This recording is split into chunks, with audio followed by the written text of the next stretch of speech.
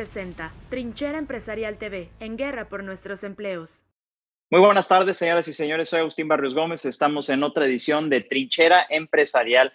El día de hoy vamos a seguir con este tema que pues finalmente es el gran impacto, es la gran noticia para el empresariado mexicano. Tiene vertientes geopolíticas, tiene vertientes evidentemente económicas. Se trata evidentemente del TEMEC, es decir, el sucesor del Telecán. El día de hoy está con nosotros, aparte de mis amigos y compañeros Larry Rubin y Gerardo Gutiérrez Candiani, está con nosotros Juan Carlos Baker. Juan Carlos fue una de las dos personas al frente de esta negociación bajo la tutela, bajo la dirección del secretario Ildefonso Guajardo de Economía, y fue finalmente quien tuvo que meterse con Sansón a las patadas a tratar los temas con los americanos y los canadienses. Dicen que es una oportunidad este nuevo tratado más allá del anterior para las pymes. Dicen también que es una manera de que los americanos nos presionen por medio de los temas laborales que nunca se habían tratado.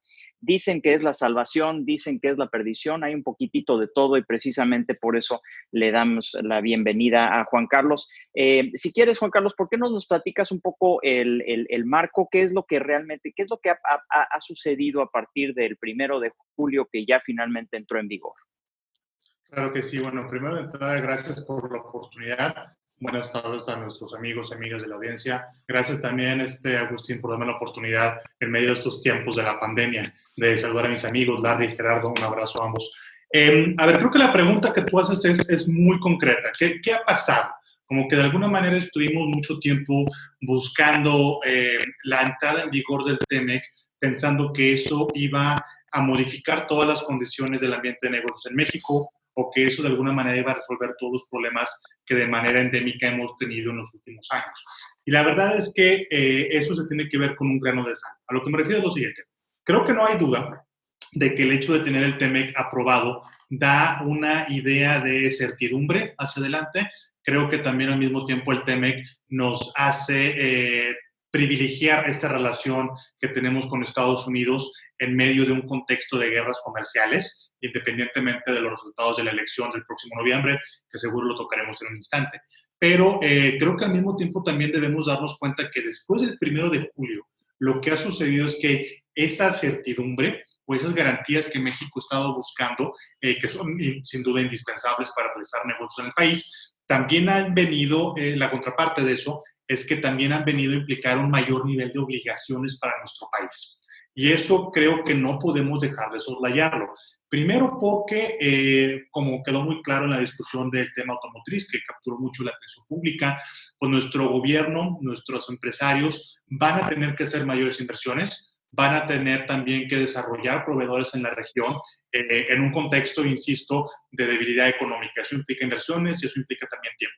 Y por otro lado, también hay que considerar que después de este 1 de julio, la parte de nuevas obligaciones, tú mencionabas lo laboral, que sin duda es muy relevante, pero también creo que podemos señalar todas las nuevas prácticas en los capítulos de anticorrupción, en los capítulos de empresas del Estado, en los capítulos ambiental, también ya entraron en vigor y también son en estos momentos ya compromisos exigibles al Estado mexicano. Entonces, para resumir todo lo que estoy diciéndote, ¿qué pasó después del 1 de julio, después de la entrada en vigor del TEMEC?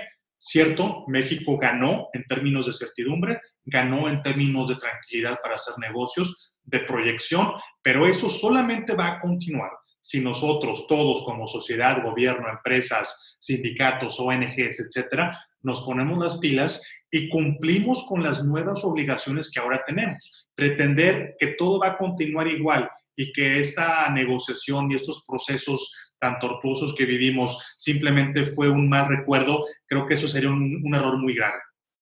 Gerardo, tú estuviste en representación del Consejo Coordinador Empresarial en las múltiples rondas que se llevaron a cabo en Ottawa, en Washington, en la Ciudad de México. A mí me interesa muchísimo escuchar el punto de vista de dos de los diferentes actores. ¿Y qué le estarías preguntando a Juan Carlos el día de hoy acerca de este tema? Encantado de saludarlos, encantado Juan Carlos, bienvenido, me da mucho gusto saludarte. Yo tengo varias.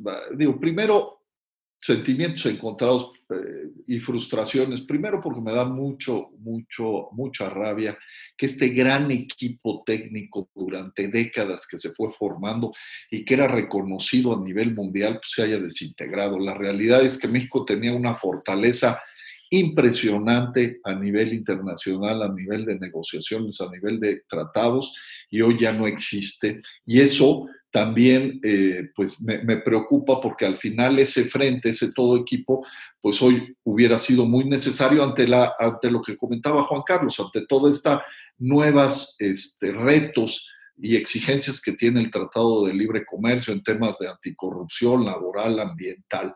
Entonces, la primera pregunta que yo te haría sería, siguiéndote la idea, luego también tengo otras dudas, preguntarte, ¿qué pasa si no cumple el gobierno mexicano con eso? Porque la verdad es que como no cumple con muchas cosas y no pasa nada, teniendo a su amigo del otro lado, que pues como hemos visto, pues tiene un acompañamiento para muchas cosas, por ejemplo, la falta de respeto a la certidumbre jurídica en las inversiones y todo. O sea, ¿hasta dónde llega el TECMEC? Porque lo que tengo entendido es que nada está por arriba de la Constitución, pero si se violenta el TECMEC, ¿qué mecanismos tienen para poderlo hacer cumplir en México? Esa sería la primera pregunta. Ahora, la segunda pregunta que también me interesa mucho es, ¿realmente dónde, en las diferencias entre NAFTA, entre Telecán y TECMEC, pues hay muchas, ya mencionaste algunas,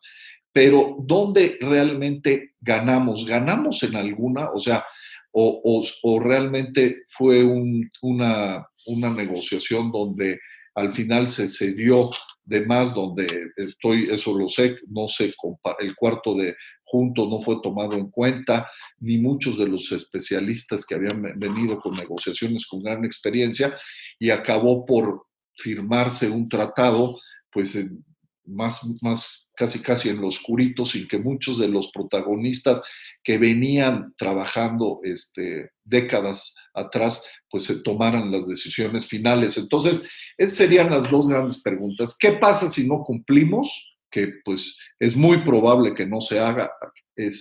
Y dos, ¿realmente ganamos o qué perdimos y qué ganamos? Claro.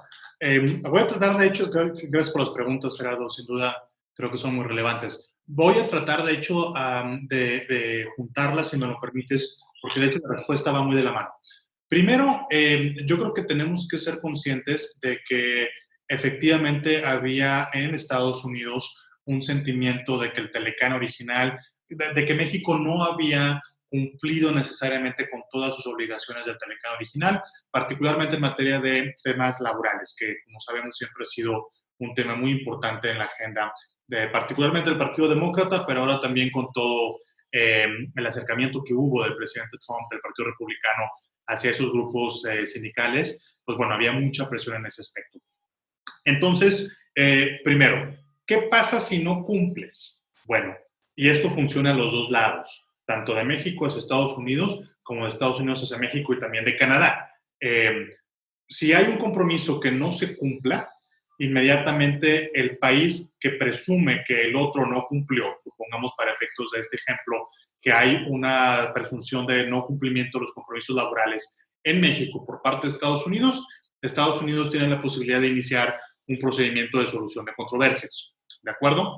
Esto no es menor por dos razones. Primero, hay que recordar que en el Telecán original, el procedimiento de los panelistas tenía un vicio de origen, que es que asumía que los países se iban a poner de acuerdo en los panelistas, en los árbitros, en los jueces que iban a juzgar ese problema. Entonces, ahí podemos ver que si un país no quería que se estableciera ese panel, pues simplemente jamás se iba a poner de acuerdo en quiénes eran los árbitros. Ese error de fondo ya está corregido en el TEMEC, entonces siempre va a haber la posibilidad de que un panel se establezca. ¿De acuerdo? Entonces, viene un incumplimiento, el otro país reclama que ese incumplimiento existe, se establece ese panel. Si el panel efectivamente considera que hay una violación, al país que está reclamando se le permitiría, como decimos en el argot comercial, la suspensión de beneficios, es decir, poner aranceles a las exportaciones del otro país que no está cumpliendo. Y otra vez, esto no es menor porque, uno, sabes que si no cumples, va a haber una repercusión. Y que en este caso, con lo importante que es el comercio, las exportaciones de México a Estados Unidos, pues ahí mismo tenemos nosotros el incentivo para portarnos bien, si me permiten la expresión. No es tampoco menor el hecho de que, como mencionaba yo hace un instante, Estados Unidos también se está sometiendo a este mecanismo. Es decir, si México encontrara una violación por parte de Estados Unidos, nuestro país también tiene acceso a este mecanismo, lo puede demandar y si encuentra que Estados Unidos está en violación, México podría poner aranceles a las exportaciones de Estados Unidos. Como hemos visto que se dan los vientos proteccionistas en Washington actualmente y esa, digamos, inclinación a tomar decisiones de manera unilateral, pues francamente eso no es nada menor. Este es el único mecanismo en el mundo al cual Estados Unidos está aceptando someterse de manera obligatoria. Ni siquiera en la Organización Mundial de Comercio lo está permitiendo y sí lo está haciendo con nosotros. Entonces, esa es la primera parte de la respuesta de tu pregunta. La segunda parte, yo creo que hay que tener en cuenta que hay dos momentos en la negociación del TEMEC.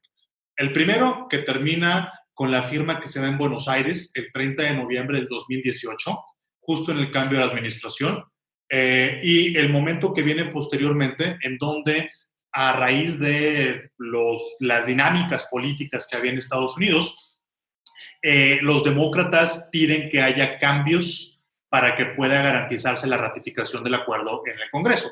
Eso ya sucede en el 2019, cuando la administración del presidente López Obrador, en la figura de Jesús Seade, ya retoman esta negociación. Y ahí hay dos cosas. Uno, yo creo que la operación que se hizo fue quirúrgica. Reabrir toda la negociación, reabrir todo el tratado, hubiera sido, desde mi punto de vista, catastrófico. Entonces se pudo lograr una negociación muy quirúrgica en los temas que pedían los demócratas. Que esa negociación, por supuesto, implicó un compromiso todavía mucho más grande del que ya habíamos nosotros aceptado. Bueno, creo que eso está ya debidamente platicado y expresado. El sector privado en su momento también dejó claro cuáles eran sus preocupaciones. Hubo por ahí una serie de comunicados en donde, pues bueno, se mencionaban, insisto, las preocupaciones, sobre todo en la parte laboral. Y pues bueno, eso sin duda es algo que tenemos que tener en mente para futuras ocasiones, porque hay que recordar que en el propio TEMEC existe una cláusula en donde en el año sexto de la entrada en vigor, que pues ahora ya sabemos que eso va a ser rumbo al 2026, va a haber un proceso de revisión del acuerdo. Entonces, todas las experiencias que a lo largo de estos casi 3 años que duró el proceso de negociación, de ratificación y de entrada en vigor, todas las experiencias que hubo, pues yo creo que hay que retomarlas justamente para cuando venga ese momento. Pero sí, yo coincido contigo, se tienen que tomar en cuenta todas las voces y, por supuesto, ojalá contemos con los funcionarios del mayor compromiso, profesionalismo, dedicación y conocimiento para llevar a cabo ese proceso, que no tengo duda, así será. Oye, ¿y dónde ganamos? ¿Dónde crees que estén las fortalezas del país? Me parece que fíjate que esa es una pregunta que he escuchado en muchas ocasiones y la veo, he escuchado respuestas en los dos ángulos. Por una parte te dicen que al hacer las reglas de origen más estrictas, tú estás poniendo en peligro la competitividad de México, ¿sí? Pero ese mismo argumento lo he escuchado al revés. Es decir, al momento de hacer las reglas de origen más estrictas, lo que estás obligando es a que los proveedores mexicanos de segundo o tercer nivel, que antes no participaban en las cadenas de exportación porque lo que ellos hacían era más barato importarlo de Asia, pues ahora sí van a poder participar. Yo creo que ganamos en 3 sentidos. Primero, a mí me parece que de hecho es algo muy bueno que México esté adoptando reglas mucho más modernas, mucho más estrictas, más acordes hacia lo que se necesita en el siglo XXI. Ahí creo que el ejemplo más claro es lo que existe en comercio electrónico, lo que existe en ambiente digital, que pues olvídense del Telecán. Simplemente en México no teníamos un marco regulatorio para esos temas, a pesar del gran incremento que se ha visto en ese rubro, particularmente ahora en el contexto de la pandemia. Entonces, ganamos, uno, en tener una reglamentación moderna de acuerdo al siglo XXI. Dos, me parece que también ganamos en que el gobierno mexicano esté asumiendo el compromiso de respetar todas estas cosas con las consecuencias que acabo de mencionar en caso de que no suceda. Y eso, otra vez, en el contexto que estamos viendo y que ha generado tantas preocupaciones, me parece que de nuevo tampoco no es nada menor. Y Claro. tercero, me parece que hay una oportunidad de crecimiento y de inversión importante en algunos sectores en donde se han hecho las reglas de origen más estrictas o las reglas de operación se han hecho más ágiles. Es decir, acabo de hablar del tema, por ejemplo, automotriz, que es muy claro. Está el mix del coche, tienes que ponerle más de lo que se hace en la localidad. Pero, por ejemplo, en el sector agropecuario, lo que hicimos también fue modernizar todos los procedimientos para la otorgación de permisos sanitarios, para la declaración de zonas libres de enfermedades. Entonces, esas reglas van a agilizar, desde mi perspectiva, un comercio que ya en sí ahora es muy fuerte, ¿no? Creo que esas son las tres dimensiones de donde yo veo lo que... Eso es lo más importante, Juan Carlos. Perfecto, pues vamos a ir al corte comercial. No quiero dejar a un lado el hecho de que el Consejo Mexicano de Asuntos Internacionales, el COMEXI, publicó un texto. De hecho, uno de los autores fue precisamente Juan Carlos Baker, el otro Ken Smith, que también fue uno de los principales negociadores, el diputado Henry Cuellar. Tuve el honor de coordinar el esfuerzo ahí en el COMEXI. Lo pueden bajar todos ustedes gratis en la página del COMEXI en consejomexicano.org. Vamos al corte comercial y regresamos con más. Estamos con Juan Carlos Baker, Larry Rubin y Gerardo Gutiérrez Candiani aquí en Trinchera Empresarial. No se vayan.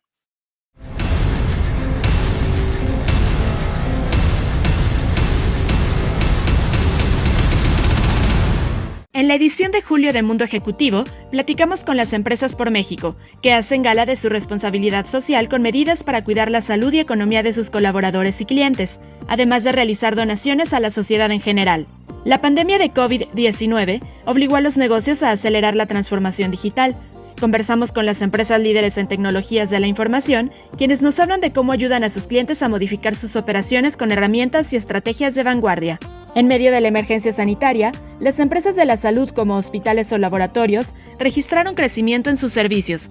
Algunas de las principales nos cuentan cómo modificaron sus operaciones y qué aprendieron sobre esta experiencia. El sector restaurantero fue uno de los más afectados por la pandemia y algunos de los grupos más importantes nos hablan de las medidas de higiene con las que trabajan y las expectativas de la industria en el mediano plazo. Consulta la edición digital de la revista Mundo Ejecutivo en nuestro sitio web o descarga el ejemplar completo en nuestras redes sociales.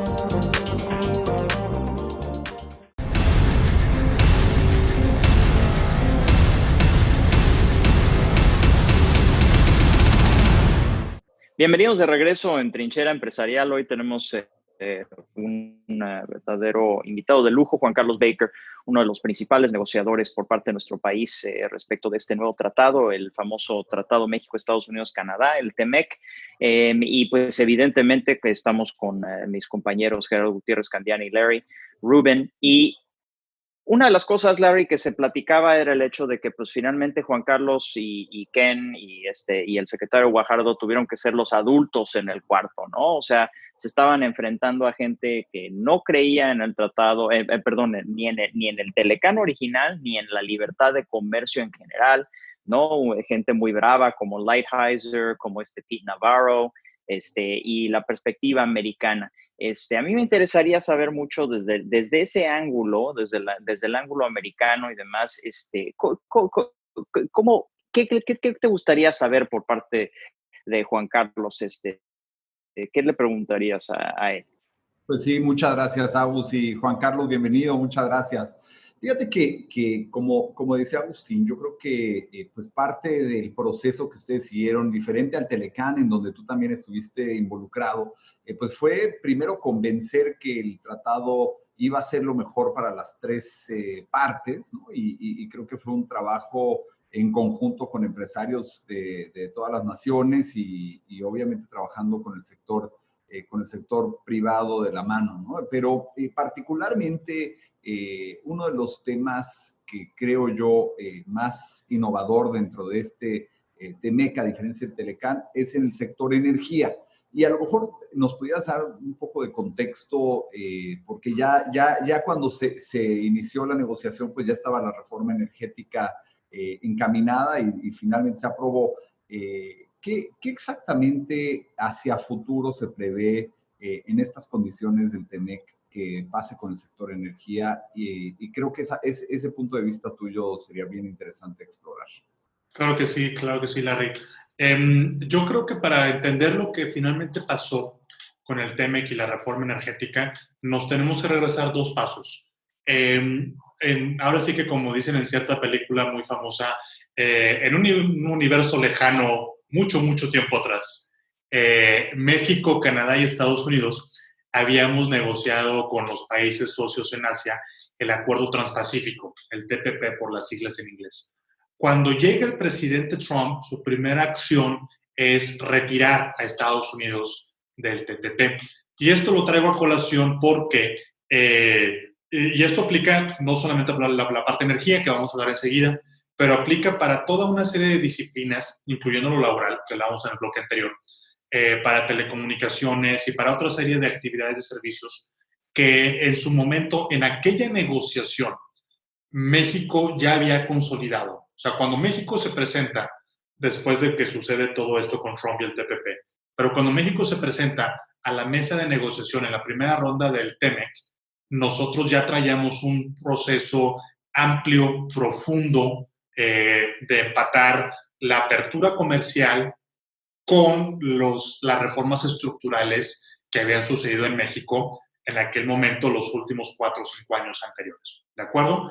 Entonces, esto es importante como punto de partida porque realmente era un poco inocente pensar que Estados Unidos iba a decir, de acuerdo, no te preocupes, a Nueva Zelanda y a Singapur y a Vietnam les diste todas esas cosas, pero pues yo también las quiero. O sea, eso creo que también tenemos que entender que era importante en la dinámica de la negociación. Entonces, bueno, lo que hace México es que se consolida, otra vez el argot comercial, se consolida el nivel de apertura que ya teníamos en el TPP, en el TEMEC. Por supuesto, al momento de la llegada de Jesús Seade en aquel entonces como miembro del equipo de transición que se junta con nuestro equipo, pues creo que llevaba la visión del presidente López Obrador muy claro respecto del sector energético, ¿sí? Y lo que se hizo fue establecer un artículo en donde se mantenía la soberanía y la absoluta, estoy tratando de recordar el artículo de memoria, pero básicamente en donde dice que la soberanía energética y los recursos, hidrocarburos, etcétera, pues le pertenecen al Estado, lo cual, pues, francamente, desde el punto de vista legal no hace mucha diferencia a lo que ya teníamos en el TPP, porque la reforma energética en ningún momento le quita esa potestad de los recursos al Estado mexicano.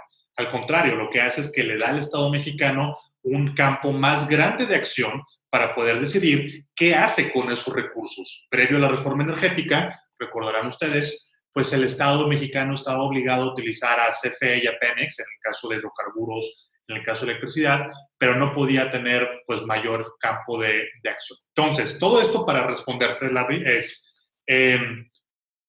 la reforma energética, el TEMEC no eliminó la reforma energética, por el contrario, lo que hizo fue reafirmar una serie de potestades que el Estado mexicano de todas maneras siempre había tenido, ¿de acuerdo?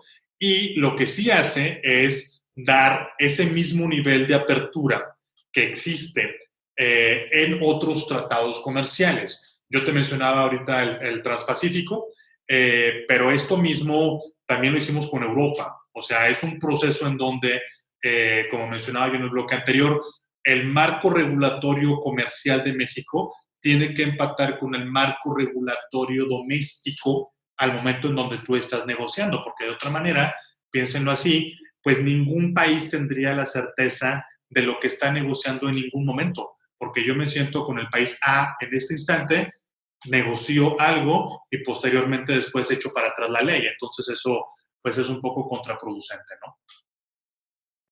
Y lo que estábamos diciendo, Juan Carlos, un poco tras bambalinas, era tratar de entender en qué contexto se da, porque finalmente hay una transición entre el equipo, entre el equipo que ustedes representaban, todo el trabajo que se había hecho, y de repente llega una nueva administración y agarra ese balón. Y ahora mencionaste una de las vertientes de las negociaciones que tuvieron que llevar a cabo. ¿Qué otra diferencia se hizo en ese tiempo y desde tu perspectiva, qué ha cambiado ya con la implementación? O sea, ¿algo te ha sorprendido desde ese entonces?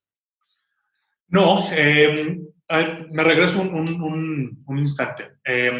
Yo creo que la participación del gobierno en ese momento, el gobierno electo, fue fundamental para que el TEMEC pudiera avanzar. Es decir, eh, efectivamente había la preocupación de parte de Estados Unidos de cómo iba a reaccionar quien resultara ganador de la elección. Creo que no hay que personalizarlo, ¿no? Con el resultado que ya sabemos que se tuvo, Estados Unidos recibió como algo muy bueno el hecho de que inmediatamente se designara a alguien para que acompañara las negociaciones. Es decir, sabemos que en México la transición presidencial es muy larga, entonces, pues bueno, con todo lo que en ese momento ya se tenía avanzado, la idea de esperarnos 6 o 7 meses para volver a retomar la negociación una vez que la administración del presidente López Obrador regresara, pues francamente no era factible, ¿no? Entonces, se tomó muy bien, se tomó como un muy buen gesto la incorporación del doctor Jesús Seade a este proceso, y también, además de garantizar que continuara la dinámica de negociación, creo que hubo también la certeza de que la visión que tenía la nueva administración en algunos temas, hemos hablado mucho del energético, pero también la parte laboral, creo que es algo que en su momento también generó mucha atención. Las visiones del nuevo gobierno, al generarse estas posturas, están incorporadas en el TEMEC, pues le daba también esta viabilidad al TEMEC en México. Es decir, hablamos mucho de lo que se tuvo que hacer por el contexto de la relación demócrata-republicanos en Estados Unidos, pero también era bastante claro que desde nuestra perspectiva en México era necesario que la administración del presidente López Obrador se sintiera reflejada en ese tratado, que tuviera también, pues llamémosle su ADN, su huella digital, y en ese aspecto, bueno, el doctor Seade, que actualmente está compitiendo para ser el director general de la Organización Mundial de Comercio, pues el doctor Seade ha mencionado en varias ocasiones el rol que él tuvo en este aspecto. Entonces, lo de energía sin duda es algo que nosotros habíamos conceptualizado de manera diferente. La parte laboral es otra donde creo que también se puede ver muy claramente cómo se proyectan algunas de las ideas de la administración actual. El adendo que se firmó en diciembre del 2019 en la Ciudad de México, además de estos temas, se incorporó también una cuestión de temas de la industria farmacéutica, temas que tienen que ver con patentes, con la protección de datos biológicos. Entonces, bueno, creo que esas son así de rebote, Agus, las 3, 4 áreas que se me vienen en donde muy claramente se puede ver cómo se refleja la visión actual de la administración López Obrador y que además, bueno, le dieron viabilidad y continuidad al paquete grande que es el tratado, ¿no? Oye, Juan Carlos, ¿si tú viste durante el proceso inicial una hostilidad del lado norteamericano para la negociación o cómo fuiste viendo del lado contrario, digamos, este entendimiento de lo que representaba el comercio bilateral y obviamente trilateral? Yo no diría que fue hostil, pero creo que sí fue un viraje muy marcado de cómo habíamos estado acostumbrados a tratar con la administración de Estados Unidos, ¿no? Yo tuve la fortuna, tuve el honor de ser director general de América del Norte 8 años, 9 años. Entonces, pues muchos de los funcionarios con los cuales ahora en este nuevo avatar teníamos que estar platicando, pues yo recordaba anécdotas cercanas en donde estuvimos del otro lado de la mesa completamente, ¿no? Entonces, bueno, creo que para ellos fue también un cambio de adaptarse a la nueva visión del comercio, a este nuevo entendimiento del comercio. Hostil, hostil no fue, pero sí fue una actitud en donde siempre se estuvo poniendo en duda si eventualmente íbamos a llegar a un resultado. Es decir, yo y por ahí tienen que estar las declaraciones y los tweets. Cada vez que iba a haber una negociación, una ronda de negociación, pues estaba la declaración del presidente Trump de que pues tal vez no se iba a poder llegar a nada, o estaba alguna decisión del Departamento de Comercio que se publicaba 1 o 2 días antes de que iniciara la ronda. Entonces, todas estas cosas, todo este ruido blanco que había alrededor de las negociaciones, mucho de eso provenía precisamente de la administración del presidente Trump y tenía, desde mi perspectiva, el objetivo de pues, hacer poner en duda cuál era el resultado final. En el TPP, los acuerdos anteriores en los que yo tuve la oportunidad de participar, pues sabías que tenías diferencias, pero el resultado nunca estaba puesto en duda. Sabíamos a dónde queríamos llegar y la decisión era qué camino tomábamos para llegar allá. Acá creo que siempre siempre estuvo por ahí presente la posibilidad de que no se llegara a nada, lo cual solamente vuelve a ser, creo, todavía más importante, más relevante, el resultado que al final sí se obtuvo y que, regresando a un comentario muy inicial que hice, pues ojalá y nos deje todas estas lecciones para el futuro, porque cometeremos un grave error pensando que esto no podría suceder de nuevo. Pues efectivamente, como menciona Juan Carlos, cambiaron las cosas de aquella negociación en 1993 y ahora pues enfrentándonos a una nueva realidad. Vamos a ir al corte comercial y regresamos aquí en Trinchera Empresarial. Estamos hablando con uno de los principales negociadores de nuestro país respecto del tema, Juan Carlos Baker, y tenemos obviamente a Gerardo Gutiérrez Candiani, a Larry Rubin aquí dialogando sobre estos asuntos. Pues tendremos que tocar uno de los temas más importantes para el empresariado mexicano. ¿Cómo quedaron las pymes? Se supone que hay nuevas oportunidades que nos ofrece, que nos va dirigiendo este TEMEC. ¿Será cierto? Después de este corte regresamos con estos temas aquí en Trinchera Empresarial.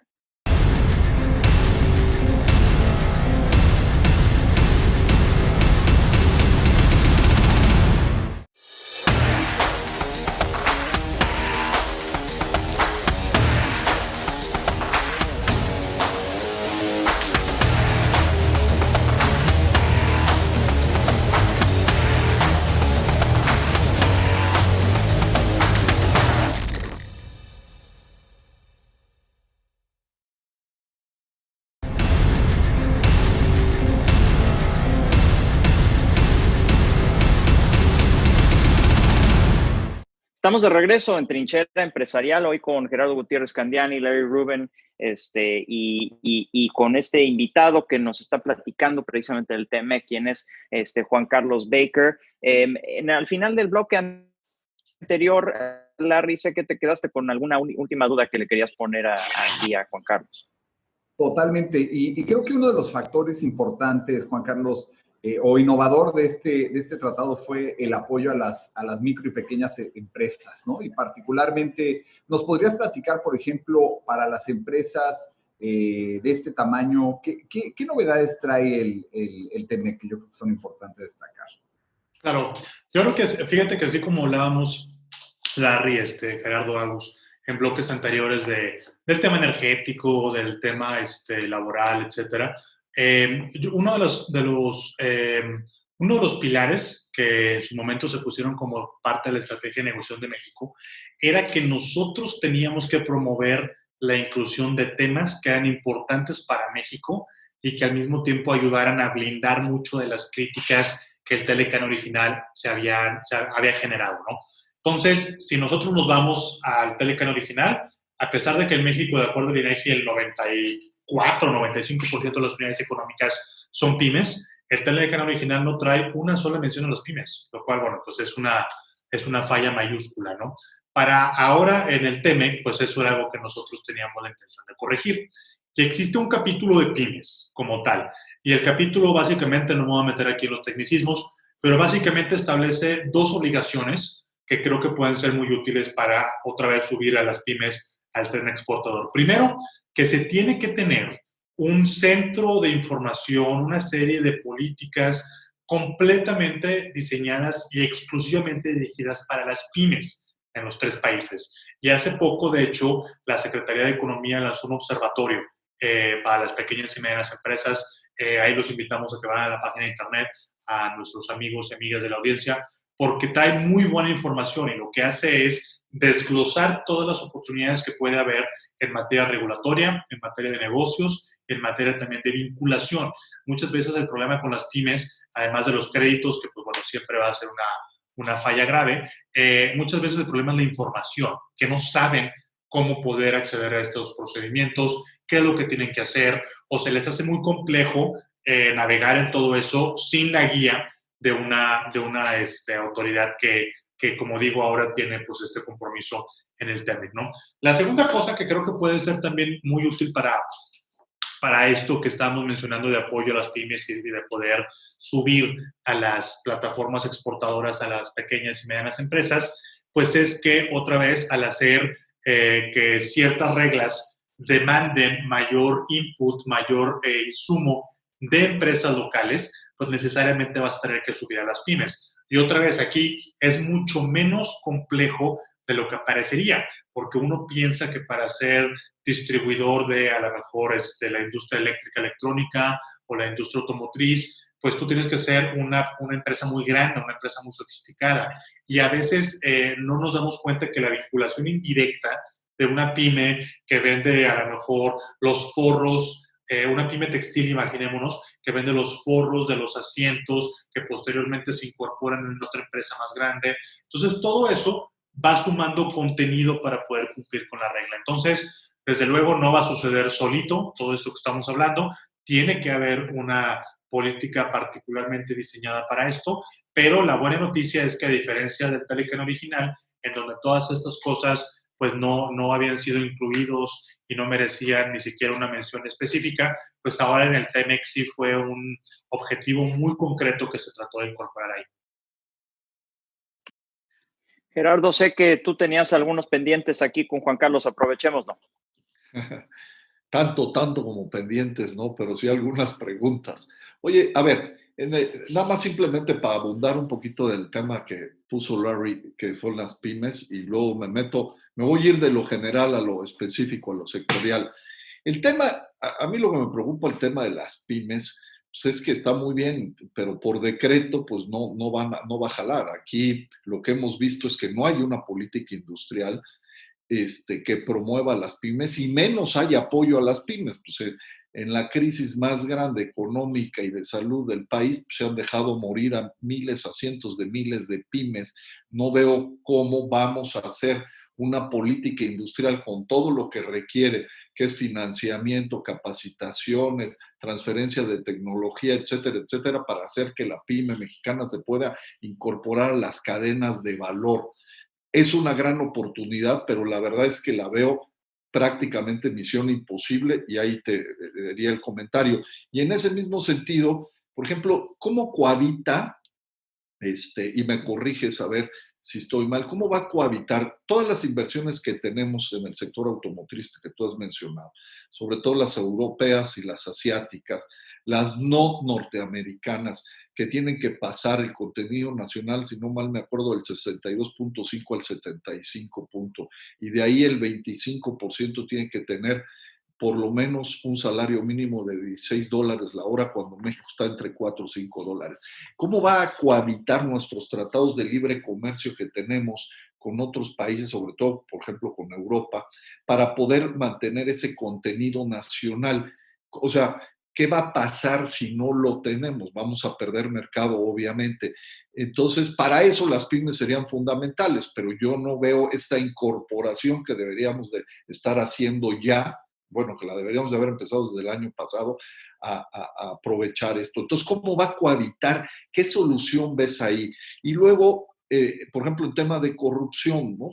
En los temas del sistema anticorrupción que tenemos, que hoy pues no está funcionando, que hicimos todo un andamiaje institucional muy importante que a mí me tocó, una de las cosas que nosotros luchamos mucho para que hubiera, y hoy nos amanecemos con una propuesta de ley en la Cámara de Diputados donde dice que le están autorizando, quieren autorizarle al Ejecutivo a hacer compras directas al extranjero y prácticamente acabar con un sector bastante eficiente como es el sector de salud, el sector de medicinas y de muchas cosas. Entonces, ahí pues obviamente compras directas pues va contra todo el tema de un sistema de corrupción o de transparencia. Esa sería la otra pregunta. Y terminando nada más en el tema de ¿qué ves hacia el futuro? O sea, ¿cómo ves que México va a poder realmente, si va a poder aprovechar o no va a aprovechar una circunstancia política, económica como la que estamos viviendo? Ok. A ver, ¿por dónde empiezo? Es así como tesis de doctorado, caray, lo que me estás preguntando, Gerardo. Que por cierto es otra de las cosas que retomé. Después de todo esto, que ya salí yo del gobierno y todo, regresé a la escuela, regresé a la academia y empecé un doctorado y estoy dando clases en la Universidad Panamericana. En fin, luego les platico eso otra ocasión que me inviten, ¿no? Porque también está interesante ver cómo la vinculación de todo esto va a tener su efecto hacia la academia. O sea, ¿qué tendría que estar enseñando cualquier universidad respecto a todos estos nuevos temas para preparar a los chavos que van a salir en 2 o 3 años? Pero bueno, en fin, regreso a la pregunta. A ver, varias cosas. Respecto a lo de las pymes, bueno, lo que le comentaba ahorita Larry, y fue algo que también mencioné yo en ese comentario. No va a suceder por arte de magia. Se tiene que tener un proceso, se tiene que tener una política específica para eso. Coincido contigo en que, pues bueno, la parte de cómo se ha manejado algunas políticas, por ejemplo, con la desaparición del Instituto Nacional del Emprendedor que existían en la administración anterior, pues hacen que nos hagamos ciertas preguntas de cómo se haría ahora en estos momentos. No tengo la respuesta para eso, al menos no de la parte gubernamental. Pero a mí me parece que de manera natural las empresas grandes van a tener que empezar a desarrollar sus proveedores para poder cumplir con estas reglas. Algunas lo harán mejor que otras. Yo, por ejemplo, sé y está muy, muy documentado, que pues, las empresas alemanas, las empresas japonesas, tienen toda una tradición muy larga de ir incorporando empresas más pequeñas y de llevarlos a través de un proceso de certificación que en algunos casos puede tomar varios años, ¿no? Entonces, bueno, me parece que toda esa experiencia, todas esas prácticas, pues ahora van a ser muy útiles en esto que estamos hablando. ¿Qué pasa si, por ejemplo, esos proyectos o esos programas de una empresa automotriz no dan los frutos necesarios o no incorporan al número necesario de las pymes para poder cumplir con la regla? Estamos hablando del caso del sector automotriz. Pues bueno, en ese aspecto puede haber 2 posibilidades. Una, que exportes por fuera de trato preferencial a Estados Unidos, es decir, que tú decidas pagar el arancel de nación más favorecida, que en el caso de los automóviles está en 2.5%, ¿ok? Esa es posibilidad número 1. Posibilidad número 2 es que, pues, en vez de que tú exportes a Estados Unidos, tú quieras exportar a los otros mercados con los que México negoció tratados de libre comercio. Y aquí la buena noticia para esto es que la regla de origen para el mercado estadounidense, la regla del TEMEC, es la más estricta que hay. Y por definición, si tú cumples lo más, vas a cumplir con lo menos, ¿sí? Porque los demás tratados te piden un nivel menos estricto de integración. Y ahí también es otra de las razones por las cuales cuando negociamos el TEMEC, al mismo tiempo teníamos el proceso con Europa, teníamos el proceso con Asia-Pacífico y el proceso que también sigue abierto actualmente con Brasil y con Argentina. Porque, bueno, teníamos que considerar la posibilidad de que si el exportador no podía llegar al mercado estadounidense, tuviera otras opciones. Entonces, por ejemplo, en eso que mencionabas tú, efectivamente la regla de contenido en el caso automotriz va a incrementarse del 62% al 75% a lo largo de 5 años. Pero, por ejemplo, la regla con Europa, en vez de ser la más estricta, la hicimos más flexible. Del 55% va a bajar al 45%. La regla con el Transpacífico también es equivalente, si recuerdo de memoria actualmente, al 45%. Entonces, en un escenario, otra vez, en donde el proteccionismo está ganando espacios, pues, ¿qué fue lo que hizo México? Poner todas las opciones posibles en la mesa para que el operador económico decida, según su viabilidad del negocio, a dónde le conviene más. Si es exportar a Estados Unidos pagando el arancel, o exportar a Europa, o exportar a Brasil, o exportar a Japón, o exportar a Australia. Entonces, bueno, en ese aspecto, la buena noticia, insisto, es que hay opciones. ¿Cómo se van a implementar? Pues según lo que la empresa decida que es mejor para su operación. El tema de anticorrupción, creo que sin duda es una de las cosas que es una agenda pendiente y que, bueno, ha sido la bandera de la administración actual. Yo creo que todos debemos de tener el objetivo y la idea de que la corrupción se tiene que erradicar en todas sus formas. Creo que en ese aspecto nadie puede estar en desacuerdo, pero me parece que siempre el diablo está en los detalles, ¿no? Desde mi perspectiva, un proceso que invita a la participación de actores y de empresas internacionales, que abre los procesos de licitación a que haya más personas participando y observando lo que está sucediendo ahí, pues es un proceso mucho más transparente, mucho más abierto, que tiene mucho más aire, llamémoslo, pues para evitar estos temas de corrupción. El asignar las cosas, las licitaciones directamente a algún proveedor no necesariamente va en contra de tratados internacionales, porque esa figura está prevista. Obviamente lo que tienes que preguntarte es, pues, ¿qué pasa cuando el 100% de las licitaciones las estás mandando de esa manera?